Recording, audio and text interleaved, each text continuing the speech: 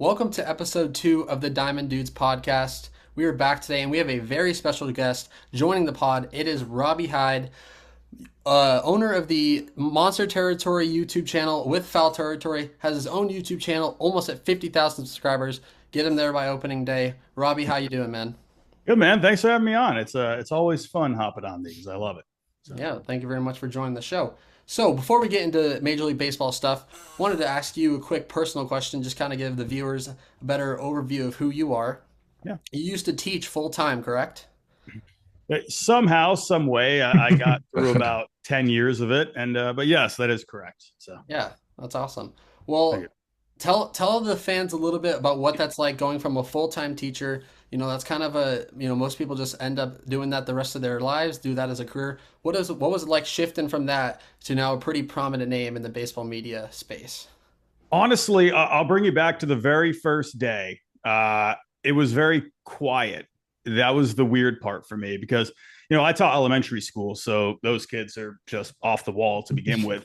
Um, and I just remember, because it was I put in my notice at Christmas break, and then I just remember, it was just so quiet the next morning. It was really weird. Like I was making coffee, and I'm like, man, it's just the routine, Yeah. getting into a brand new routine like that was, I don't want to say it wasn't hard. It was just weird. I almost didn't even know what to do with myself because 10 years of being a teacher, it's all about routine, right?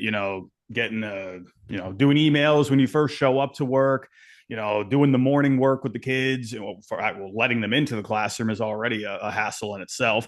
And then, just everything on top of that, you have to be on top of the schedule throughout the day. When you're teaching, especially elementary school, it's a blur. Like you lose track of time so easily if you take your eyes off the clock. And so it was almost like I went from just such a tedious schedule and a schedule I had to stay laser focused on to being very not that I'm not working hard on my channel, but it was just more of a laid back situation, and I didn't have those that schedule in place for me. Like, for example, 8:30, writing, 10:30, we got math, you know what I mean? Like, so it was just kind of hard to get myself to, keep track of the time throughout the day. So that was the biggest adjustment for me. But I'm very glad I did it. It was 10 years where I learned a lot about myself, and I felt like I was able to find my voice doing that. Even though I'm talking in front of kids that are under 10 years old, it still kind of helped build my public speaking confidence a bit. Yeah, it was a very rewarding career, and it taught me a lot, just like I said, about myself, and kind of helped me grow up in a way. And I felt like it got me ready for what I'm doing today. So, Yeah, very cool, very cool. Yeah, I did PE teaching for about 2 years, and yeah, so the structure and the kids and all that deal is definitely a shift from that is to it doing is something it else. true what they say? If you can't teach PE. Is that true? Yeah, technically, the company I was with, it was just PE. It was like more sports, more so sports, coming into schools and teaching Yeah, them just kind of different lessons within sports rather than just kind of PE itself. But yeah, yeah. that kind of yeah, same thing. Just it's Well, not really I much mean, learning there. It was more just kind of teaching what I know from sports and stuff. So, yeah, well, no, I mean, because it's just that's a joke I heard throughout the years. But mhm. honestly, there were so many PE teachers throughout my 10 years, and I don't know how they did it because you don't just have one classroom usually. You have like four different class. You have a whole, at least where I was, you would have the whole grade level. Yeah, That's what a ton of Yeah. kids. I blew my mind how they were able to handle that. So respect to the PE teachers out yeah. there. We would see about 500 kids a day, so that was definitely insane. Easy, bonkers. Jeez. Yeah, and that's all day. Yeah, like, Yeah, wild, wild. nuts. All right, well, let's shift over to Major League Baseball. As a lot of your fans know, and fans who are maybe new to your channel, you are a Boston Red Sox fan, as people can see the Fenway Park logo behind you. There's been a lot of buzz with the Sox the last few days. Obviously, pitchers and catchers have just reported today. Got our first look at Garrett Crochet in some Red Sox gear. Got Walker Buehler coming to the building. Masataka Yoshida looking as strong as ever, might I add. We also got a few reports yesterday from Buster Olney regarding Bregman and Jeff Passan regarding Nolan Arenado, two very big names that the Red Sox have been connected with this offseason.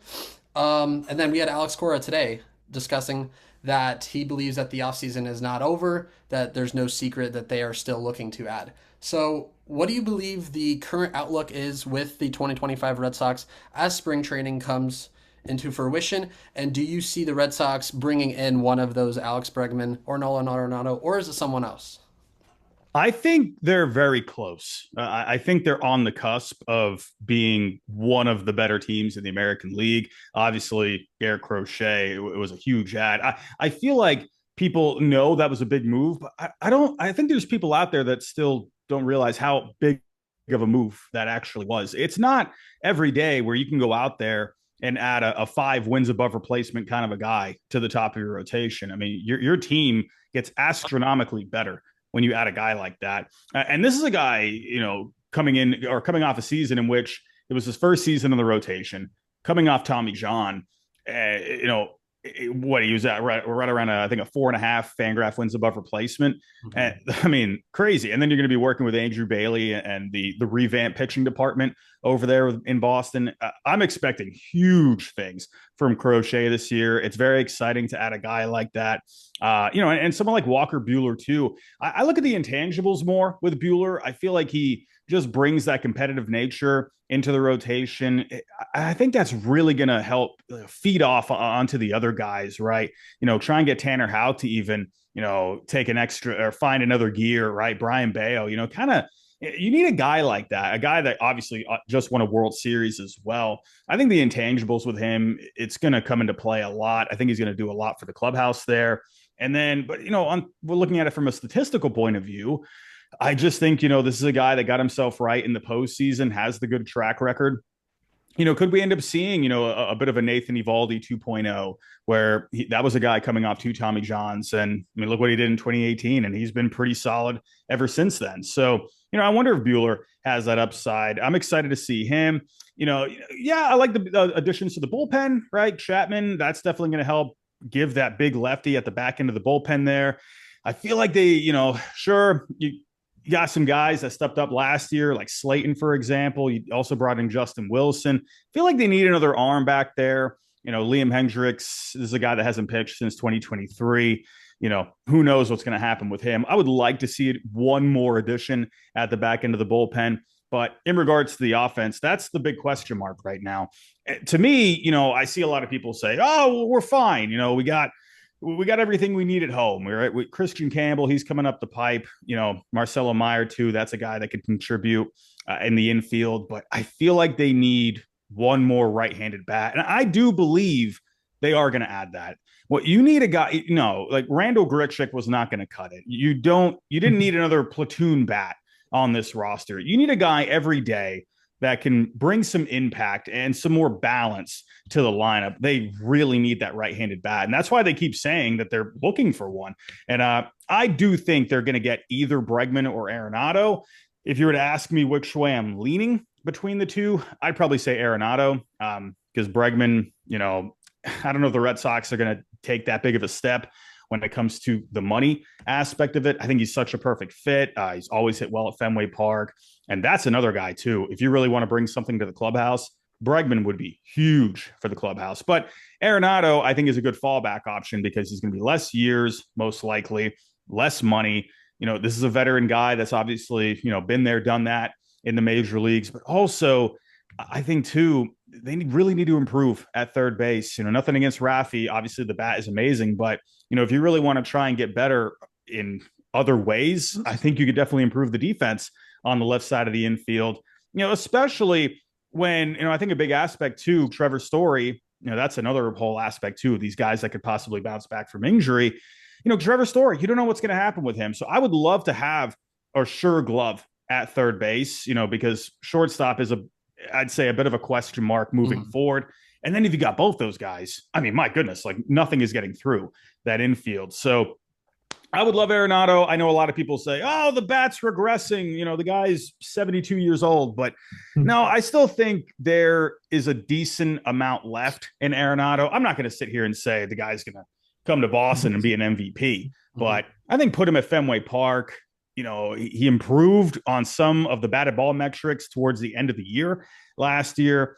I put him with that green monster. I see some Mike Lowell there. I still remember to this day, when we trade, I still remember I'm sitting in my room. How old was I? Like 15 years old at the time. Josh Beckett, Mike Lowell coming to Boston, Hanley, and Anibal Sanchez going back to Miami. And actually, it was the Florida Marlins at the time. Yeah. But I still remember like, oh, Mike Lowell. Oh, he had a really bad year in 2005. People were not liking that. And then this guy ended up being a World Series MVP for you. I'm not saying that's going to be Arenado, but things can change, right? Yes, Arenado, he's not a spring chicken by any means, but I think if they end up getting him, I think he'll get himself right. And I think he'll, at the very least, he's going to give you a good glove out there. He was a 3-win player last year with basically just his glove alone. So, I think he will be the guy eventually. I know I just rattled off like 18 paragraphs there, but I think he will be the guy. I feel like Bregman is gonna end up either in Chicago, Detroit. Wouldn't be surprised if he honestly went back to Houston on like that Pete Alonso 2-year deal kind of a thing, But I don't know, man. Just when it comes to the money, I don't know if the Red Sox are going to go that far, but we'll see what happens. Yeah, it feels like the Right. Cubs at the moment for Bregman, just at this moment. But an Arenado and Story left side of the infield would be pretty great defensively. Yeah, yeah. Right. So we were just talking about the current Red Sox guys. We've got we got Devers, we've got our eyes on Bregman, we've got our eyes on Arenado. But I want to take a look at the prospects that we've got. I know we've talked about Mayer, we've talked about Campbell, we've talked about guys like Anthony. We were talking about Teal until he decided to get traded, which broke my heart. I know, But me too. but are there Big Teal guys? guy Brady is. Big Yeah, Teal. I was a massive Teal guy. He was my Jason Varitek. Yep. But are there guys in the minor leagues that we've got that just are not getting the attention that you think that they deserve? I know you were a Mikey Romero guy. I know you were a Justin Reamer guy. I myself am a big Luis Pirelli's guy. I mean, we've got a fair amount of good name prospects, but are there guys that are just flying under the radar, not just with Red Sox fans, but with just Major League Baseball in general? I would say Juan Valera, as of right now, he had himself a pretty solid season last year, pretty solid velo, good stuff, and he's still very young. You got to see how these guys do. Sure, maybe they can put up some great numbers in rookie ball, A ball. You want to see how they go along further, but he showed a lot of good things last year. Number 14 prospect in the Baseball America rankings right now for the Red Sox. Keep an eye on him. Feel like there's not really a whole lot of attention on him as of right now. I would also say Hunter Dobbins. This is a guy I feel like that I think honestly could contribute at some point this year. I'm not going to say he's going to, be breaking down, walls by any means, but, look out for him. I feel like that's a name. Richard Fitz was a guy that we were paying attention to towards the end of the year last year. I think Dobbins could be a guy that could come up this year. Really improved on the pitch mix over the last couple of years, adding in a splitter. I think he also has like some kind of a splinker in there as well. He's shown some pretty solid things over the last couple of years. So I would look out for him. David Sandlin, who I've interviewed recently. I wonder if he ends up being a guy where he honestly feels like the prototypical, guy in the minors that has just great stuff, great velo, and he's just not figuring it out as a starter. I wonder if that guy ends up being a closer at some point. Right. I mean, the dude throws gas. I love a guy like that, man. It's like, hey, if you got good stuff, good velo, but you're just not figuring it out as a starter, whatever, man. Go let it rip as a back end of the bullpen kind of a guy. I wonder if Sandlin could be a guy that we see at some point this year. But they're going to keep working with him. Peyton Tolley. I'm talking about a lot of the pitching right now because I feel like the pitching is very underrated in the Red Sox system. It's come a long way over the last couple of years. But Peyton Tolley, they just drafted him. Very excited about him. This is a guy. I mean, honestly, he's like a freaking linebacker. The guy's massive. I mean, he's huge. He's like 6'6", like 250. And it's funny because you see a guy who has that size and you think to yourself, oh, this guy's probably throwing like 110. And no, he's actually kind of like low 90s, but there's a big base with him to work with. He's got a ton of extension where, the ball is released closer to the plate. He's hard to pick up. He has that deception a little bit from the left side. This is a guy I'm really excited to see what they can do with him. When they take a guy as high as they did in the draft, I think especially, guys like Breslow and Bailey as well in the mix and the other guys in the pitching department there, I think they see a lot in him. And I'm excited to see the growth with him this past year. If I'm looking at some guys that are on the, position player side of things, Franklin Arias had a breakout year last year. I'm excited to see what he can do. If he can was that just a 1-year wonder kind of a thing? Or is this a guy that could really emerge this year? Marcelo Meyer, I know he's not, underrated by any means, but I'm intrigued to see how his body holds up throughout the year. I think that's kind of an underrated aspect of him. And I don't mean that, how do I say it? I don't mean that as a positive, but I think it's an underrated storyline to pay attention to with him is, yes, the talent is there, but how is he going to hold up throughout the year? Because this is a guy that I think could impact the major league team, but he's got to stay on the field. So we'll see how that goes. I could go on and on. There's so many guys here, but we focus so much on Roman Anthony, Christian Campbell as of late. It kind of almost feels like everyone else is underrated because those guys are so highly touted. So there's a lot more in this system I think we should be excited about. Right. Yeah. Number one farm system for a reason. So yeah. All right, Robbie, I think biggest question all offseason, what are your overall thoughts on how the Dodgers have operated this offseason in terms of spending? And do you think Major League Baseball should be regulating teams like the Dodgers, like the Mets, who obviously spend more than most? Or should there be something done on the other end to teams who don't spend, like Pirates, Marlins, White Sox, for example?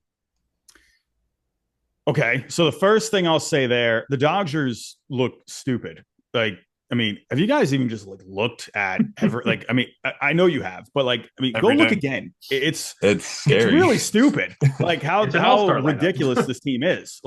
You have a guy that was a highly touted player coming over from the KBO, a lot of similarities to Ha-Seong Kim.